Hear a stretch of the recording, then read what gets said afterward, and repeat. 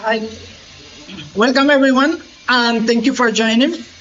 Well, my name is Jefferson Abraham, and I am from Nicaragua. I have more than 8 years of experience in full stack development.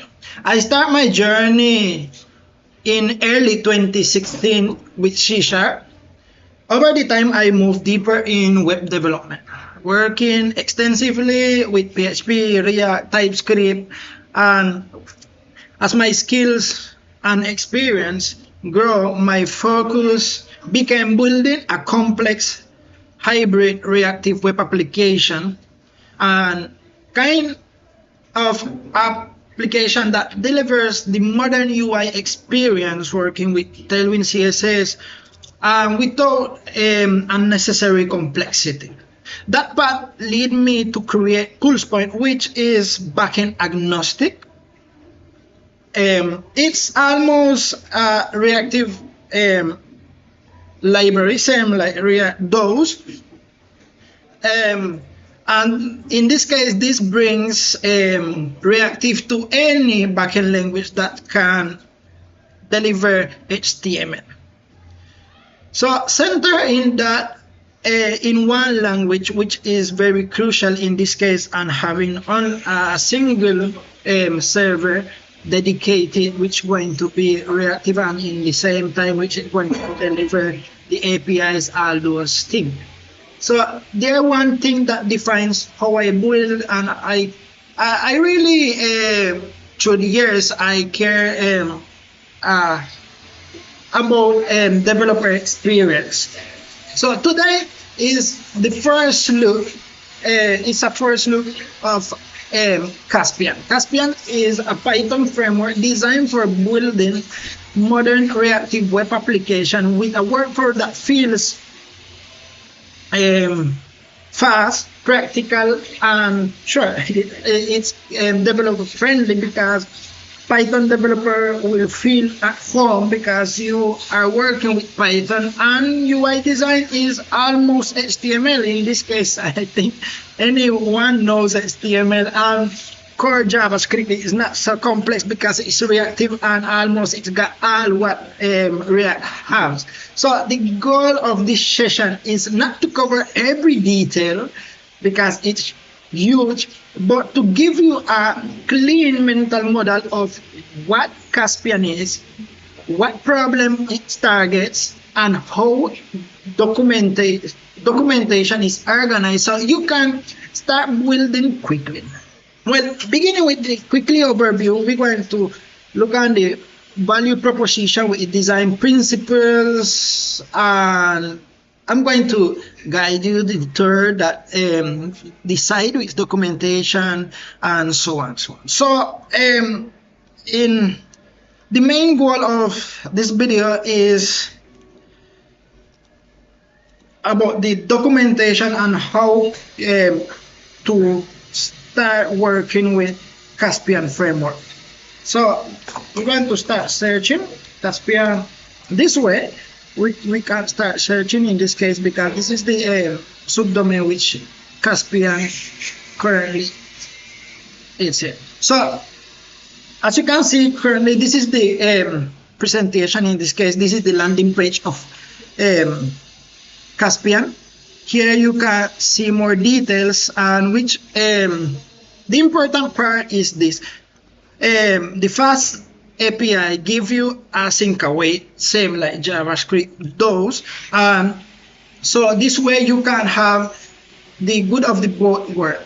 So you can work in Python, and then you can just small reactive in the front ends with PulsePoint. Now, one command installation, which is very convenient, and this is small example of components. We're going to introduce talk about components because it's very important topic, because PulsePoint have this support same like React does, because not there is no such complication in building component with Caspian in this case. So then I already mentioned this fast API, and the next good thing with Caspian is the TypeScript npm integration. So if, let's say, if you want to see advanced graphics in your UI design and you don't want to design it from ground up, so you just download npm package, which is going to give you all you need, all the APIs you need, and you just pass the data, and the matrix is going to start showing the graph. No, so you have all that TypeScript ecosystem front end section right in your hands. The file system, all right, this is almost about Next.js routing system. So what Next.js is capable of routing, in this case, navigating between pages, group routings, multiple layouts, and layouts that integrate page, all those complex topics we're going to touch a little bit. And okay, let me send you the link.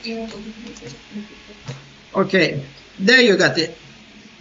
And welcome, Sibas. So in this case, you're going to start your routing system same like Next.js does. They're going to be no difference in these games. Okay, optionally you got Prisma ORM, because I imagine Python is very popular use language in this case. So I put optionally because I am a TypeScript developer mainly, but I love the ecosystem of Python, how it's integrated with artificial intelligence and things like that, and data science, all those stuff. Then so I integrate Prisma ORM because I see that artificial intelligence understand very much, and it's very clean in this case. So integrating optional Prisma ORM is very convenient. Okay, in this case, icons is very important. If you want to put any kind of HVG icons in your site, it's just one command.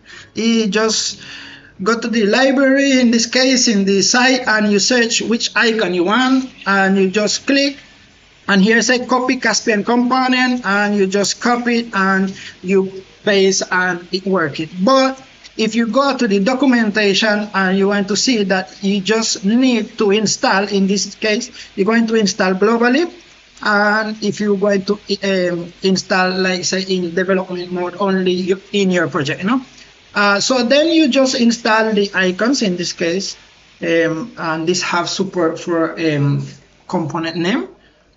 So all those. This automatically going to detect when is Caspian project, and there is no need to you tell that you are working with Caspian. So let's move forward. So in this case we have this section is HTML. Okay. When you're working with Python, there is a, in this case, JSX in React Word in this case. So we have this JSX style. Now you have your HTML combined with JavaScript. So you just pass the mustache and the variables start updating reactively. But in this case, talking about Python, Python does not have that capability by default. No, but it got one option, which is print. No, print let you do any kind of stuff because that got huge API and things to print off.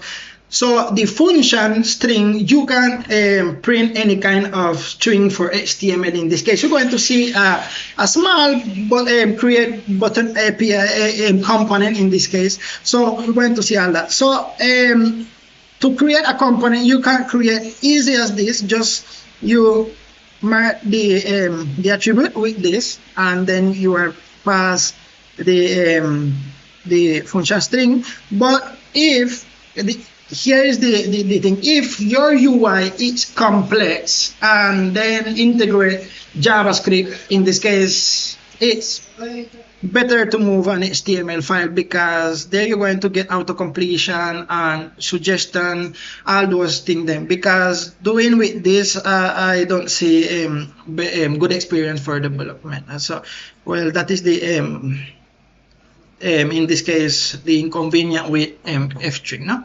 okay. The next topic we is going to touch is the RPC. So RPC, it's a very convenient way where you're going to call direct to a Python function. In this case, any kind of logic you can integrate to the function and then send the JSON to the front end, and then you want to manage to the front end, in this case with your JavaScript. We're going to see that this is very interesting topics, because this is in JSX, in React, they know it as server actions. So in server action, you do, like, say you send the function, and the function name or the function implementation, and React to shell, which is going to translate the execution in the backend, in this case in Node.js, which is going to translate that information and execute the function and then return the response. So the same idea, the same core idea of server actions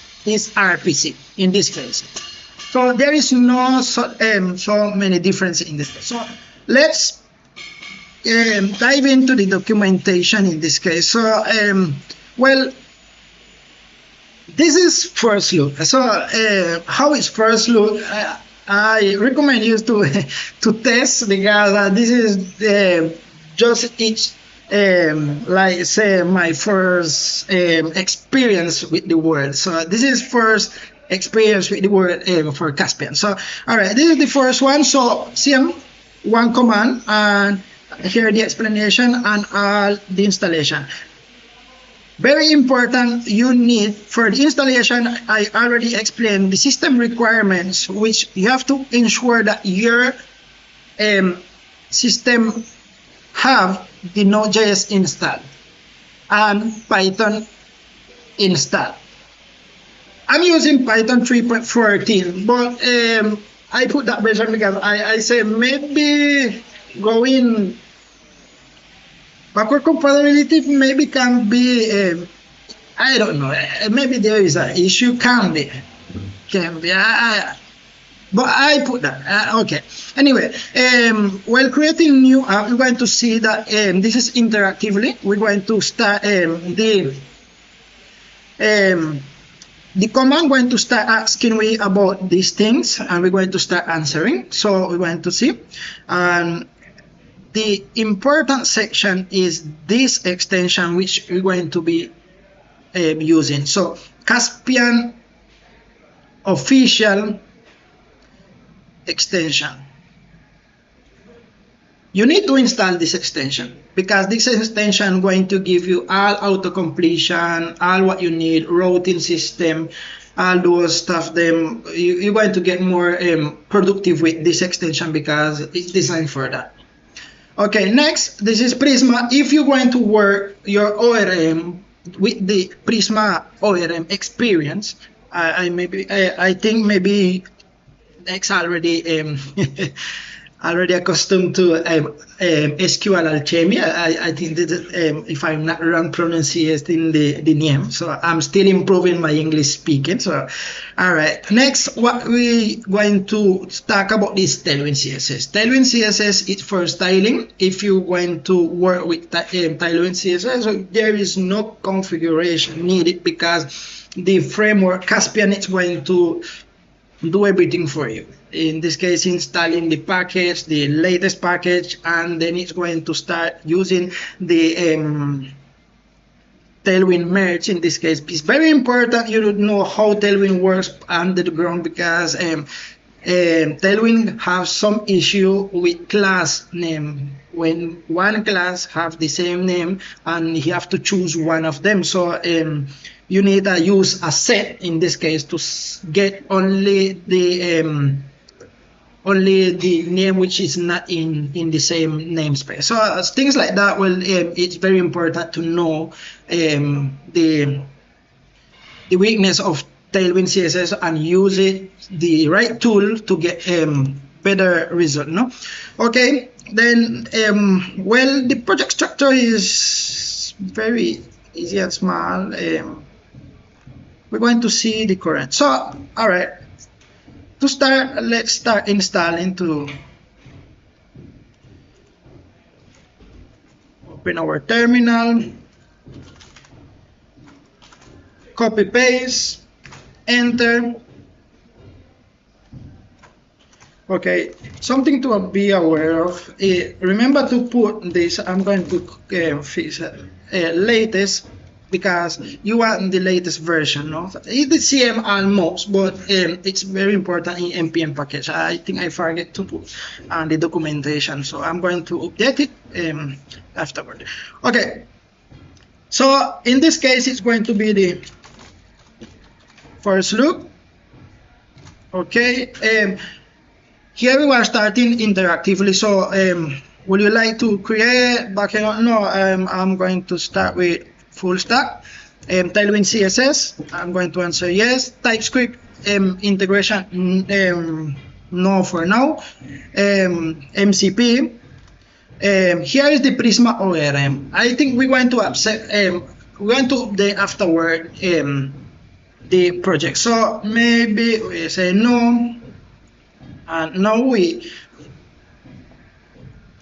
the command start to installing all dependencies for the project, and as you can see, it's going to start a create a directory. In this case, the name you give to the command, and so we're going to take a little while to install all dependency, depending on your choice. No.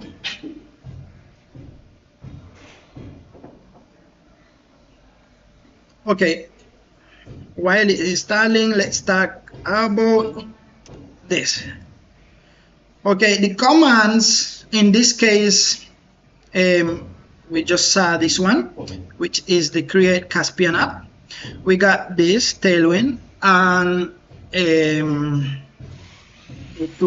these two.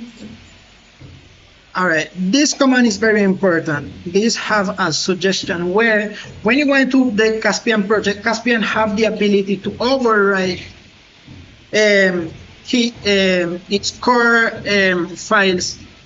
So you have to be aware when you are updating that the core files of the Caspian framework is going to be overridden with the new, if there is any.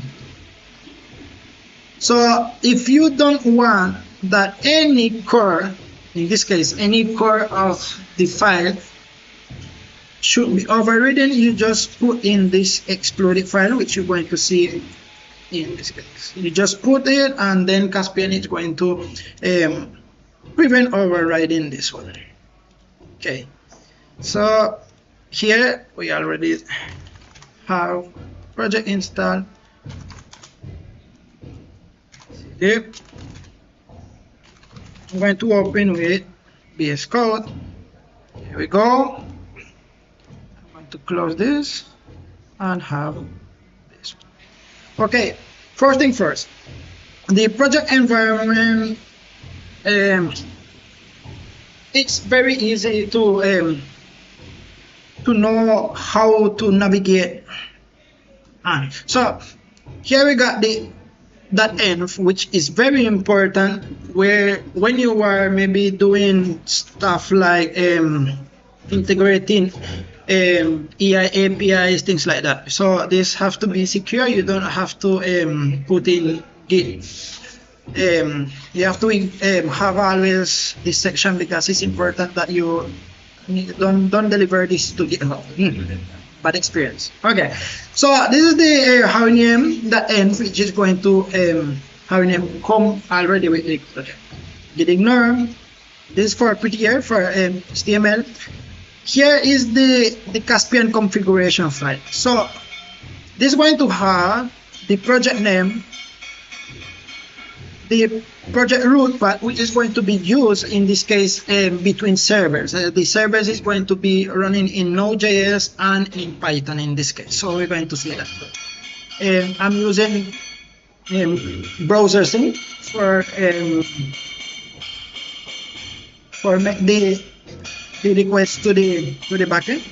And here is the option. The backend only, determine CSS, and if you choose it, this is going to come with true, false, all those stuff, and the current version which already it's installed.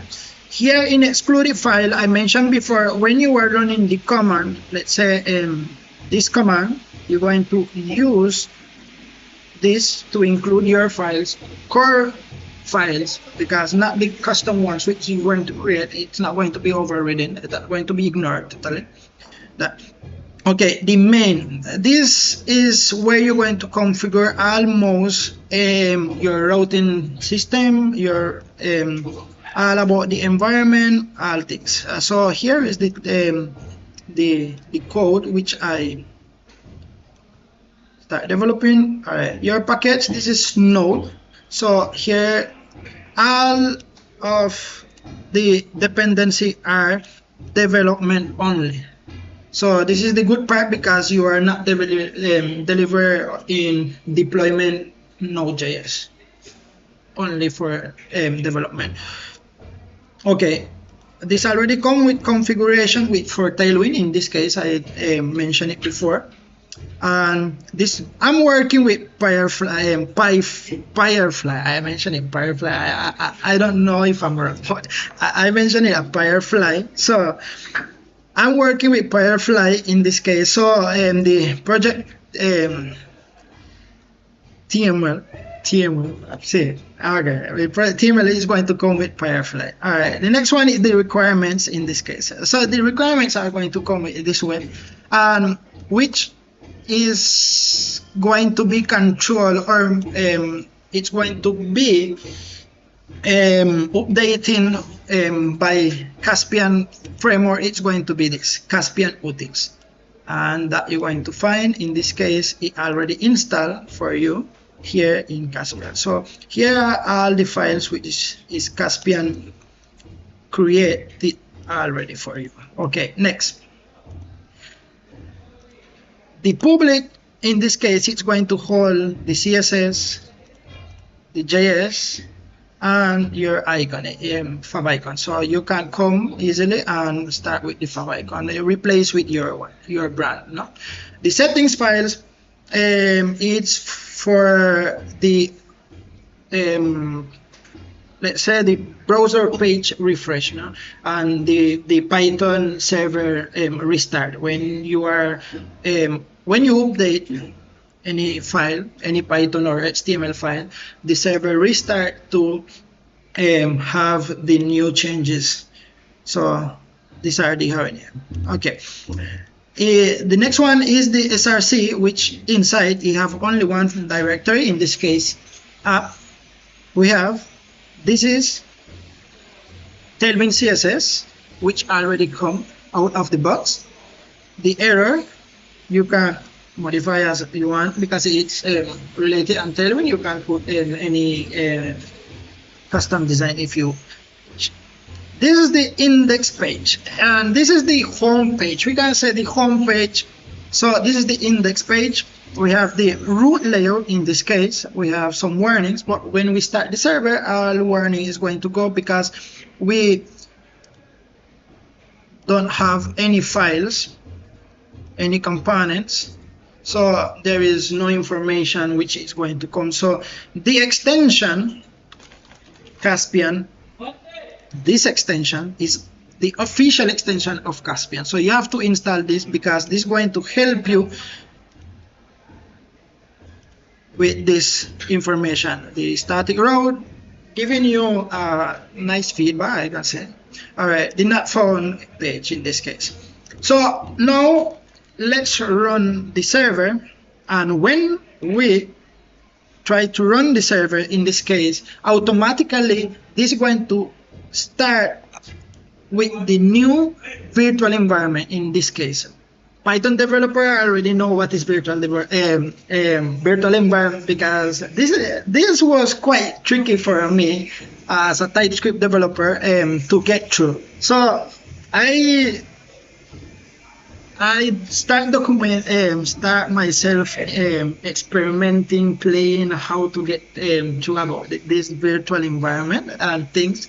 So until I get the idea of the core. So Python developers already know. I think there is no need to explain so much about the virtual environment because these have these settings, which is basically it's going to tell the VS Code open the and activate the virtual environment. That's what it's doing. So npm run dev, which is going to start the Node server and the Python server, in this case the fast API server. As you can see, the fast API it's running on the server. Here we got more details. You see, front end browser sync it's running on 5090, and the backend Python is running on the 5. No? Okay, so I'm going to click here because here, as you can see, the local here is the 5090. This is which it's going to start making the request to the server because Python is backend only. So we need to run the front end. Go to local, I click here, open, and this is the home page.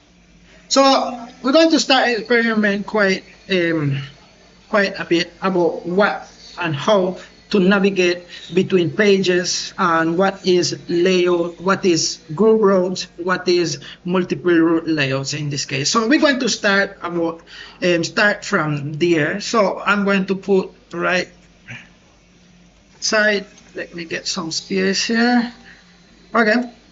Okay, so first thing first.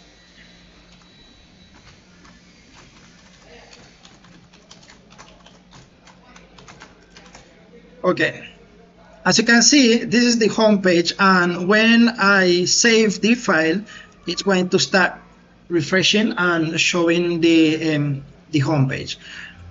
Okay, now how can I create a route in this case? So we're going to come to the core concept and creating route. There is two ways creating route. One is the HTML and the other one is the Python. The difference between creating HTML and the Python is that the HTML is design only, UI only, and the Python is the controller. In this case, if you create index Python file, it's the controller. It's going to reference which file it should be loaded to show as UI in this case. So as you can see, when I don't have any Python file, index Python file in this root row, so I'm just using the index.html. But what happens if I come and create index.py? Things change. I have error, it said missing defined page. So what it needs is you need to tell to Caspian that you're going to start using Python file instead of HTML. So you're going to define a page, which is the function, and then let's return hello world direct. Our arguments, hello world, and as you can see, I get hello world. But now, how we're going to integrate this HTML file in this case, because you have complex UI, not only, let's say here single information, all those things. So now we're going to start, we're going to render HTML,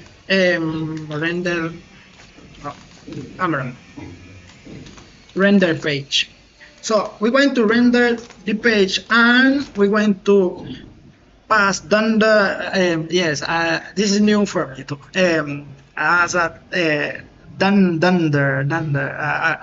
Sorry if I pronounce it bad. But anyway, this dunder file. So we pass this, and now we're going to get to include this HTML file in this case, because this is the controller. It's who going to tell what to do, or how you're going to pass information from the backend to the front end. We're going to see all those things there. So this is the first way of controlling your UI from backend. So let me remove this, say this. Okay, so moving forward, we're going to create our custom road now. To create a custom road, directory name becomes the road name in this case. So the convention is that any directory with index.html or index.py becomes a road in this case. So I'm going to create a users index.html in this case, and just say hello from users. No? So nothing happens, but when I come and I'm going to put an anchor tag to navigate between pages, and when I, let's say, control space, I have auto completion of the row just created. So I just click users, and here go to users. Okay, so I'm going to go to users. I get to users. That's all you need to create your row. That's all. So now let's get back to users, and now we're going to say let's go form, because go to form, and now you navigate between pages. As you can see, Caspian come built in with spa navigation, so there is no refresh when you are navigating between pages. Okay, now the next thing what we're going to do is getting dynamic segment in this case. So it's very important that when you were working with backend in this case, you need, like, sending information. You get a ID from the front end, or maybe ID from this specific URL, and then you want to process. So in this case, let's say users, you have list of users, and then you want to get the ID of the users in this case singular, so, and then return the user information. So for those kind of situation, you need to create a dynamic segments. So Caspian going to help you with that in this case. So I'm going to create, okay, I'm going to say that I'm going to get an ID from the route segment and index.py.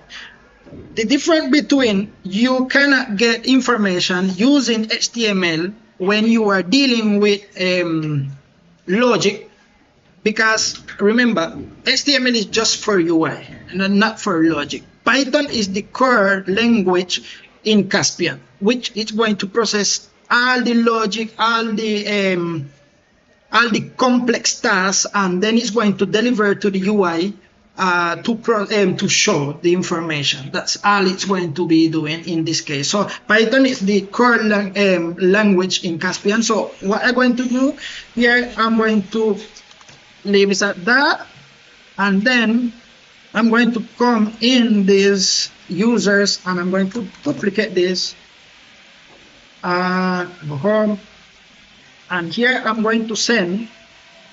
As you can see, I have auto completion. It's a users, and here I can send an ID. Okay, good news. Let's send 1, 2, 3. And what if I want to send another row segment? 5. It's starting to accomplish. We say, no, you cannot do this. We have auto intelligence with routing in this case, which is very good, that when you are not know which row to go and which is the segment which that row accept. If it's dynamic row segment with multiple rows, so in this case we're going to say 1, 2, 3 and go to users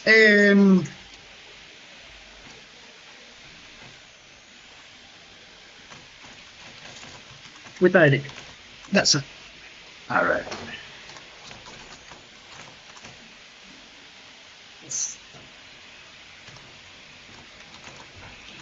Okay, now we're good to go.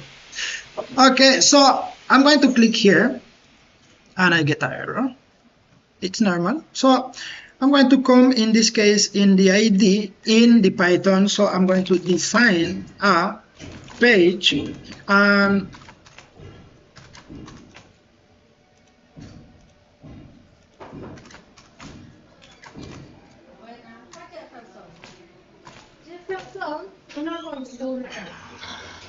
existe un correo institucional de comisiones, ¿verdad?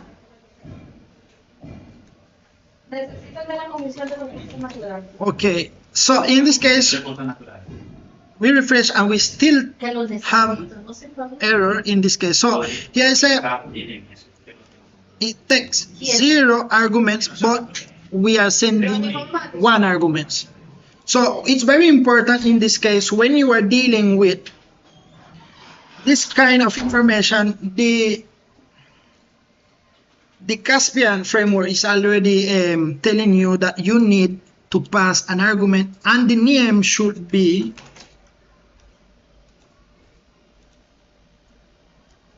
this. So what I'm going to do is ID and it's a string. Save. Error goes away and now I have the ability to display the ID which have been sent, getting the ID. So this way you can manipulate the ID, maybe make a request or do any kind of logic stuff you need, and because you're already in control now, because you're receiving the ID of the user you need, so you got the information you can process however you want. Okay, next. Let's start talking about the multiple segments. In this case, for multiple segments, we need not inside users, is inside app, and we're going to create a customers row. So in this customers row, we're going to say get all rows available. 1, 2, 3, and let's get no say I don't know, dynamic.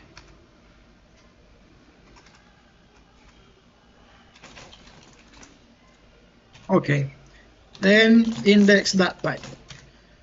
So as you can see, when you are dealing with logic, you have to always create a Python file. So let's go to the home row and then we're going to go to the to create another one. In this case, let's go to the customers, and as you can see, the customers already have the dynamic. In this case, you can pass many parameters in this case. So not only 1, 2, 3, but you can pass another one, 1, 2, 3, 4, another one. So you're going to capture all in one.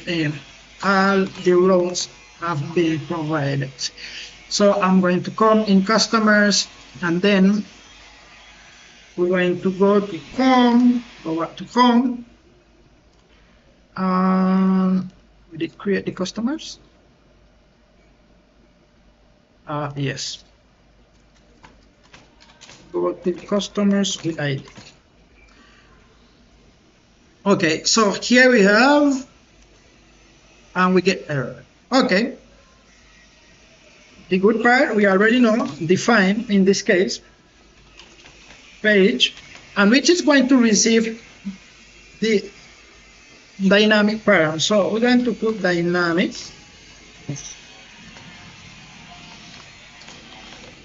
going to receive okay.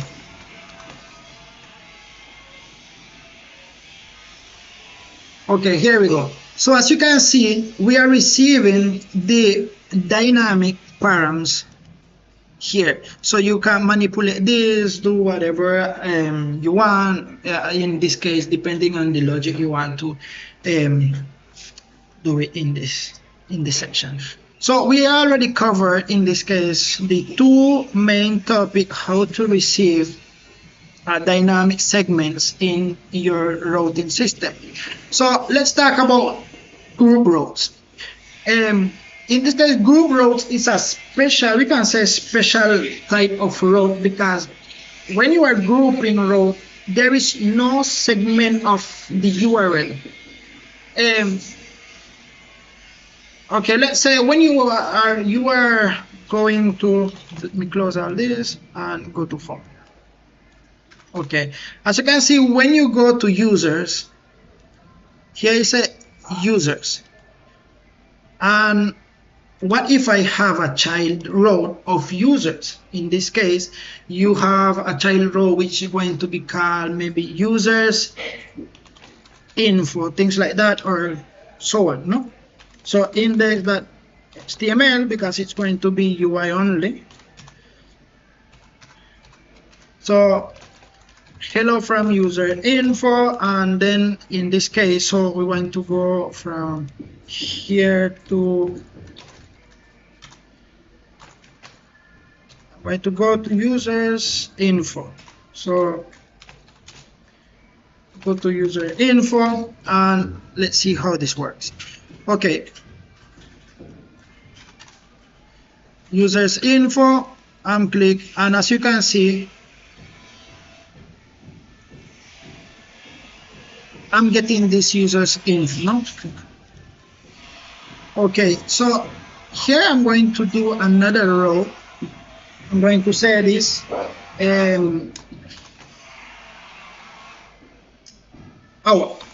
about authentication, because this is going to define the group rows. So we're going to define the group rows. In this case, we're going to have two rows, which is sign in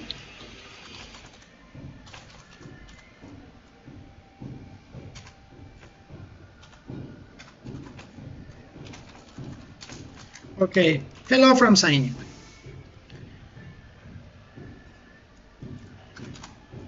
Back. Okay.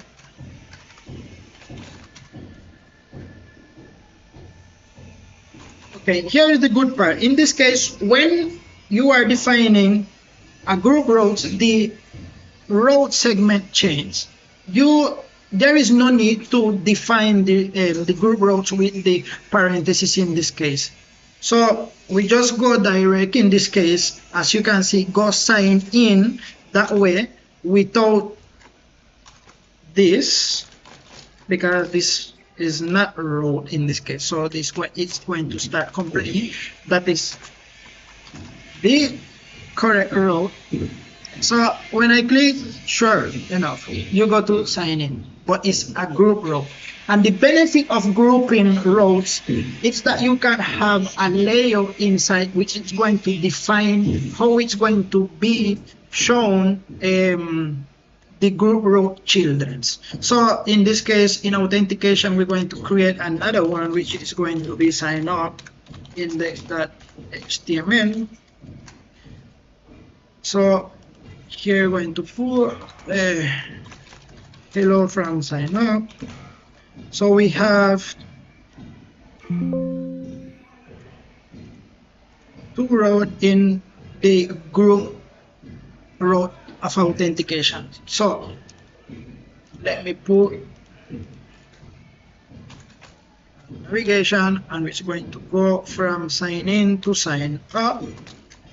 Go to sign up, save this, and in this case, in sign, let's go to sign in, go to sign in, so on. So from here, I can go to sign up, sign in, so on. But what if I want to have a layout which is going to start giving a specific UI design, no? Okay, so I'm going to declare layout because this is the first introduction of layout, a part of the root layout I have mentioned before. So layout HTML, and the good part of layout, you're going to see this going to come by default, and the important is this. So let's see here. We're going to define a div here, which is going to contain, and then going to define a class which is going to be Amber 500, and going to have with screen and height screen, and then let's place children's center of the content, no? So let's define a grid and then place item center, and I think that. Now save, and as you can see, we have the container, the layout container showing everything, but we don't have any information of the child. So we're going to come now, it's going to define here, going to say children, and we're going to pass inform that is safe, no? All right. Python developers already know about Ginger. This is Ginger, but I'm just replace this with this one. So this is the alt, because we're going to see how reactivity works in Caspian in this case. So to don't have conflict directive, so I replace with this. That is the alt. So here, as you can see now, how I define that the children is going to go in this section, especially inside. I got the children in this. So the good part is that if sign up, let's say how this is separate children. What if I want to have in a div? And then it's going to be inside place. The good. Okay, so now let me click on here, and as you can see in sign in, sign up, and now let's say I'm going to go home. Go to form. So in sign in, I got let's go sign in. I got this, go home, and when you go home, the layout it gets disabled because the root layout it's the precedence now. So this way you can define your layouts in the way which you can design your UIs how should be grouped by and the way you want, and place exactly where you want in the UI, in this case in the HTML. So that's the good part of the layouts. So for more information about layout, you got maybe we want to see the part, the file convention, in this case the index we already mentioned, the layout, the loading. Maybe in next video we want to start showing not found, it's already there. So this is by default, and the error I already mentioned in the start of the video. So this is the good part of having the layout. So okay, the dashboard layout, which this, and well this surprised me with Python, because I said that this is almost about JavaScript async await, and it was very cool to implement in Caspian framework. So yes, I like this section. Okay, so we already covered the routing system part. So this is the good and the way how Caspian is going to be working with your routes. Okay, let's go forward. Let's start later about components, because components have things that you need to understand how quite pulse point works. No, okay.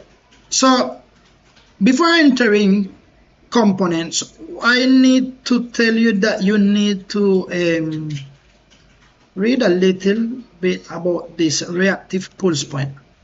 So in Caspian, it's using pulse point.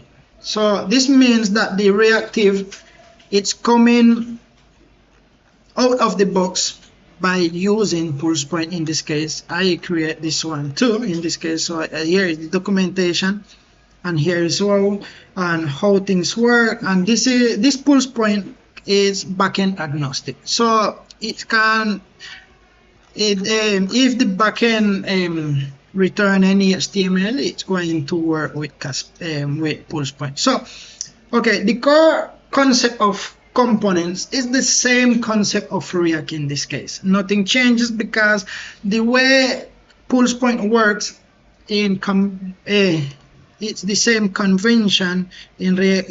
I think even in the introduction part, I think I mentioned that section. Directive, okay, before. Yeah, here is some of the directive which you can get to. Okay,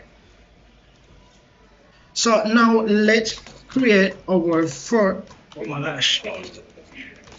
let's create our first component. So I'm going to create right next to the app, so I'm going to call it components. Even you can create for better user experience, you can come to the SRC and create a library in this case, and then create components which is going to belong to the application. So, and then let's say I'm going to create a button component in this case, so button.py, and the convention is that the capital casing, it's very important in Caspian because this is going to tell Caspian this is a component. So this way you need to know that when you are working with components, it's to be capital in this case. So the use of the components, it's very easy because we're going to start. Okay, let me get rid of this. Now, so when you declare a component, and if you want to start right from scratch, so just Caspian and just write cascom or that way, and you get auto completion and you get the snippet of the component. Easy as that, because this is all what you need from your component, and then you can start talking about everything. So we're going to start, just remove everything, then just return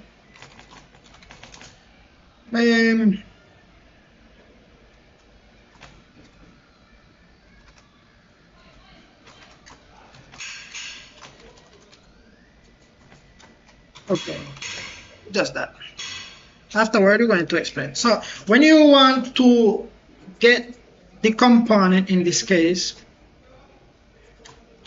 I'm going to say button, and as you can see, the extension already knows that exists the button component. So here you just click, and even in the auto import component, it explaining it and where it is. Here is the information. I say, oh, okay, this is the component which I need, and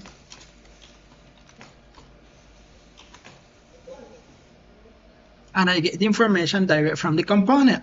So this way, easy as that, you are like, let's say you are including HTML inside the HTML where you is. This is only for UI, but remember how you are using Python file, you already have all what you need in logic terms, the Python help. So now if I want to, let's say I want to pass, like say maybe class or things like that, when I pass, here it start complaining that they say there is no class existing in this component, which is very good because you already know that this is information which should not be passed.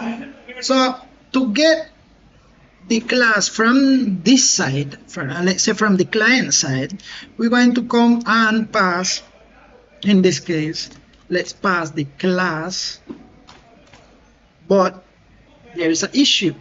Class is a reserved keyword in Python, so going to be class name, and we're going to say that it's going to be string in this case. So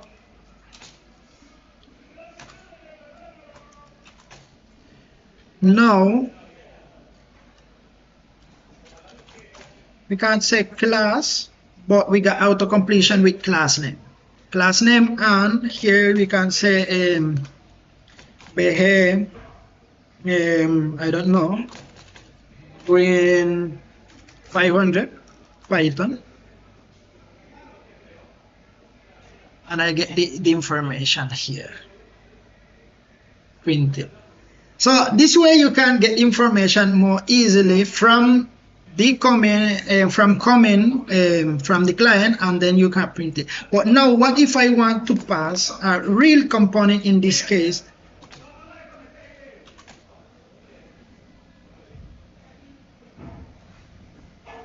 oops, I think I broke something. Let's see. Oof. Okay, we're going to start from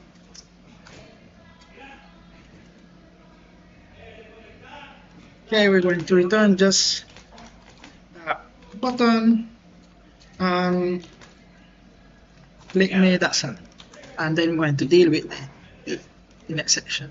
Okay, click me. Now let's pass the class,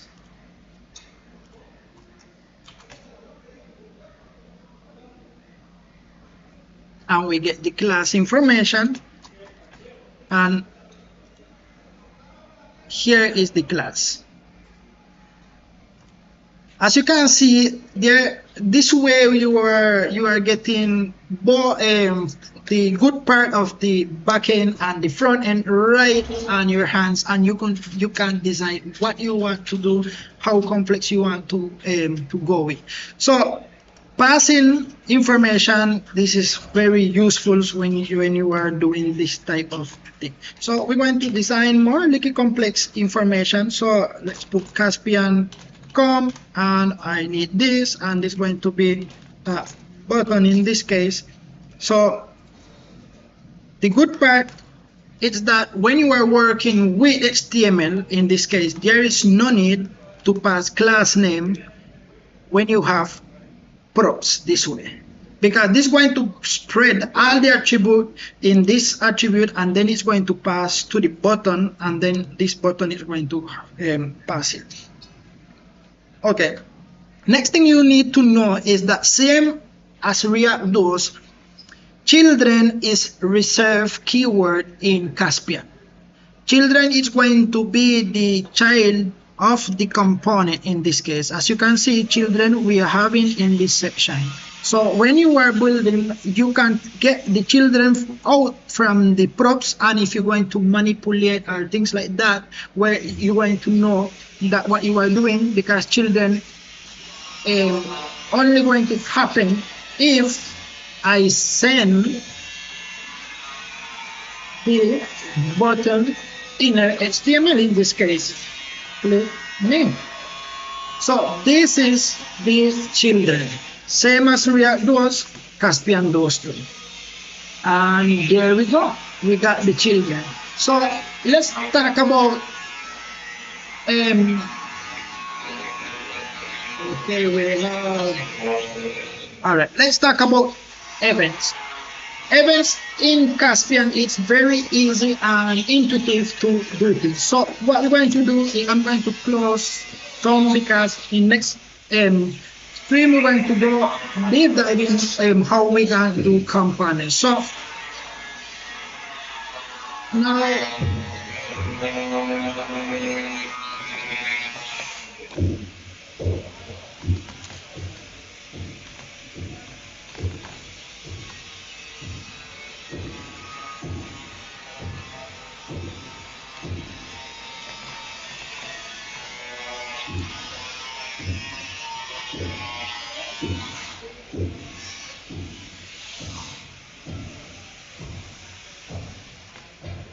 Okay, now we're going to get a smart intelligence in this case. So I'm using literal, as you can see. I'm passing optional in this case and defaulting to primary. Okay, so but by default, I want the text should be text. I don't know. Right. Nope.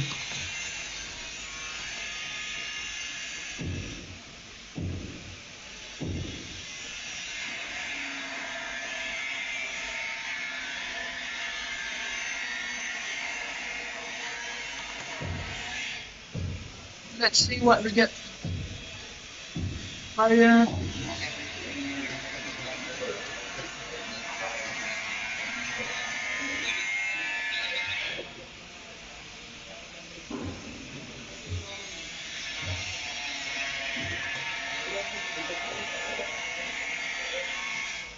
Okay.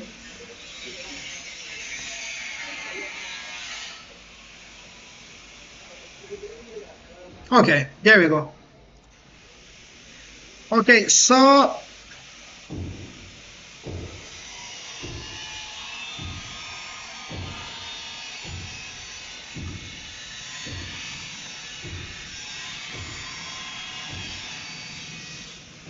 okay, as you can see, the overriding, because we are using tailwind merge, the benefit of using tailwind merge is the overriding happening. So here I have text red 500. It's been overridden by text white because we are choosing primary in this case. But what if I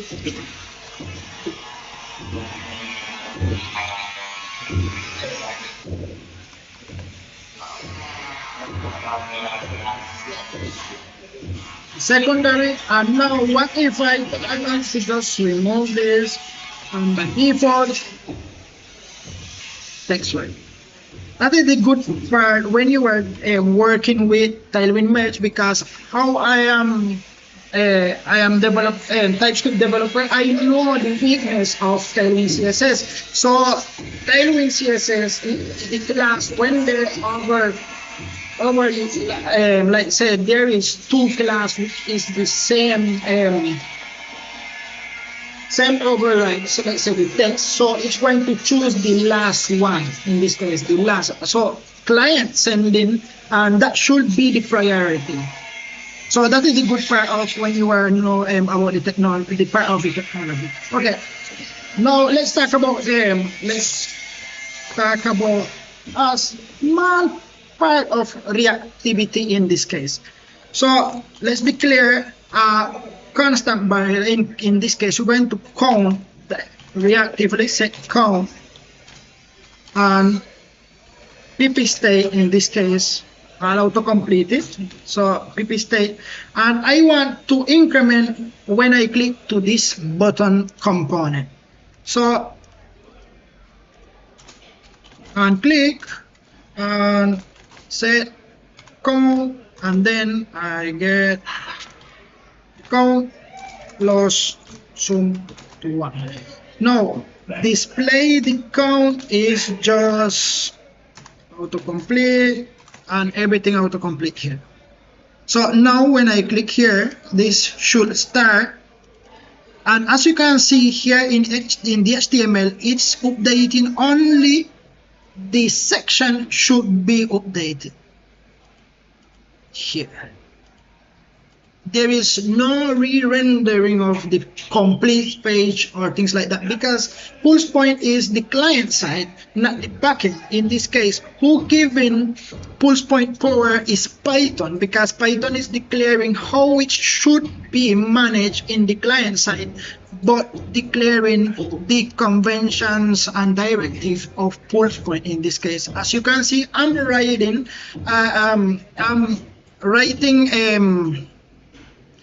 HTML conventions, native HTML, and getting out of the box reactivity. Okay, so I'm just going to start little about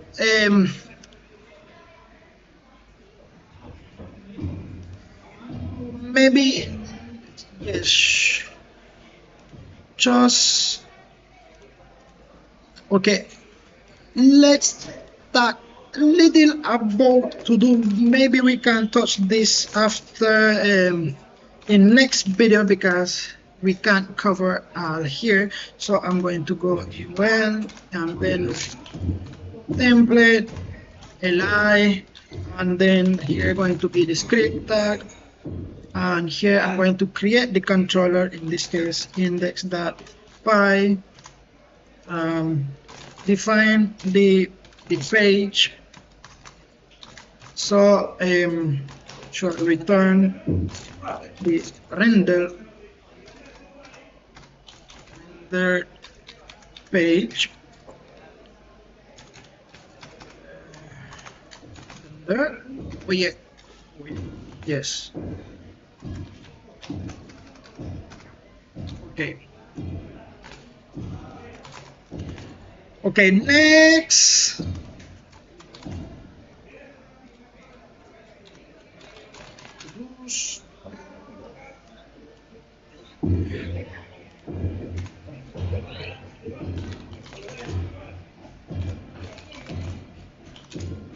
This is going to be just a little taste what RPC is. So here going to be to-dos.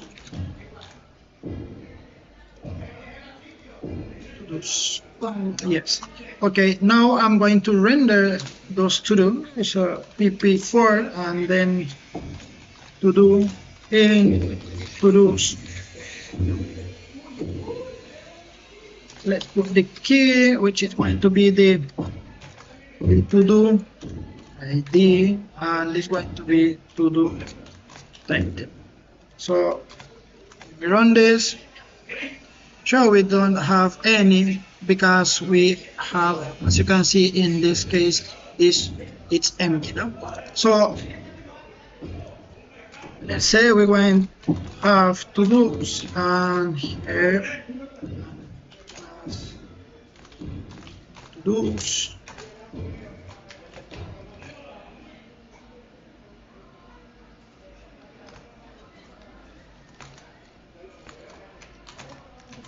To-dos. Okay, as you can see here, we are already providing information direct from the server passing to-dos, but I'm controlling from my Python file, which, how I told you before, that the Python is one who providing how should pulse point act and how should be. So here, as you can see, this is the good part of the RCP, where you can start removing from the backend all those stuff we're going to start seeing. But locally, the easiest way of implementing or using pulse point with Python in this case, let's say I'm going to remove any of that and then call to the backend.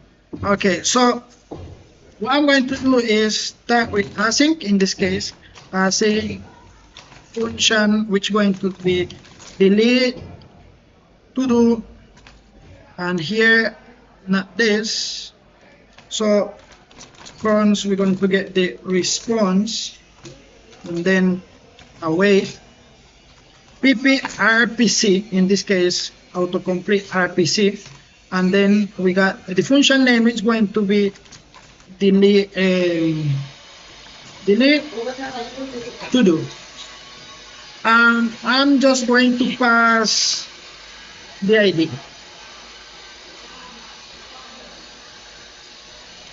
and then bring this, and then update direct this way, and then I have unclick, and then I have pass through that ID. Okay.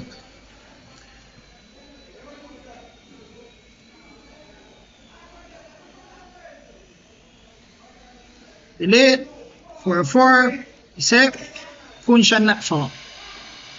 And now in our RPC,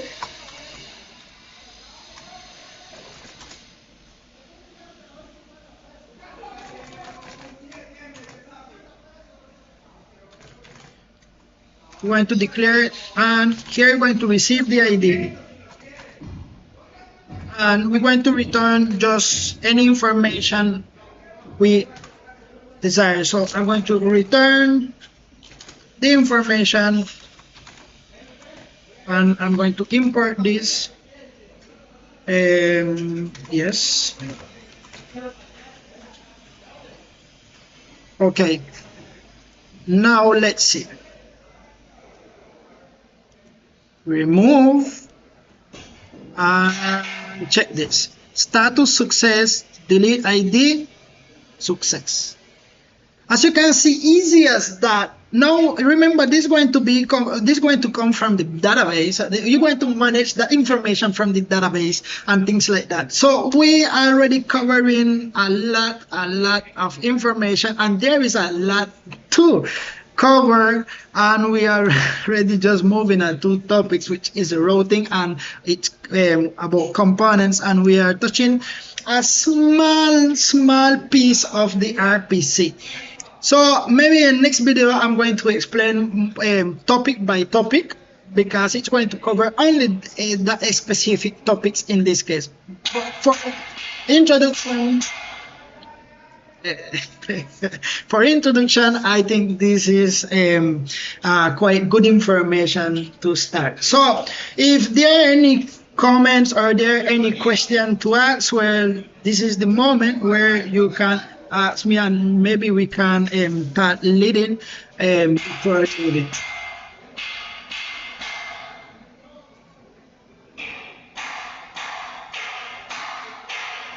Anyone? Anybody?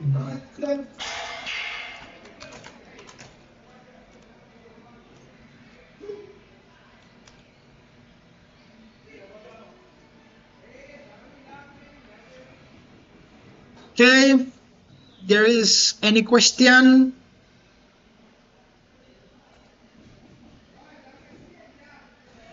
Okay, if there are any question, well, you can leave comment below, comment on anything you want.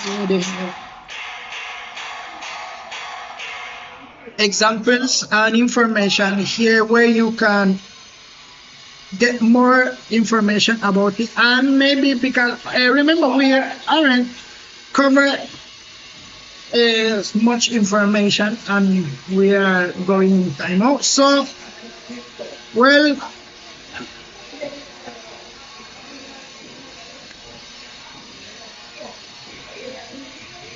anybody? No. Okay. So, by my part, it was a pleasure to show, to demonstrate example how to use Caspian framework, and this is going down for Python developers, where you will now with focusing only on your Python programming language, and without switching or without having two servers, one for the front end and the other for the Python framework, because sometimes it's convenient to focus on only single. And in terms of prototyping and showing data, that headache of integrating just for small reactivity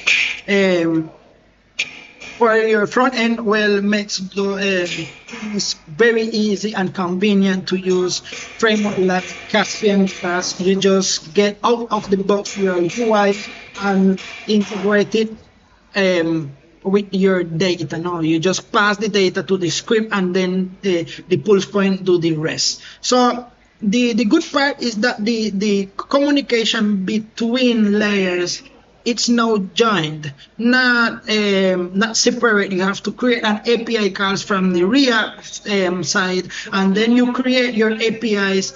But well, this is depending on the architecture you want. If you are a solo developer, sure, I think this is going to help you a lot in terms of productivity, because you are focused on a single programming language. As experienced developer, I can tell you that the productivity is going to be boost, because about focusing on single language, no? So, well, see you in the next video, and happy coding.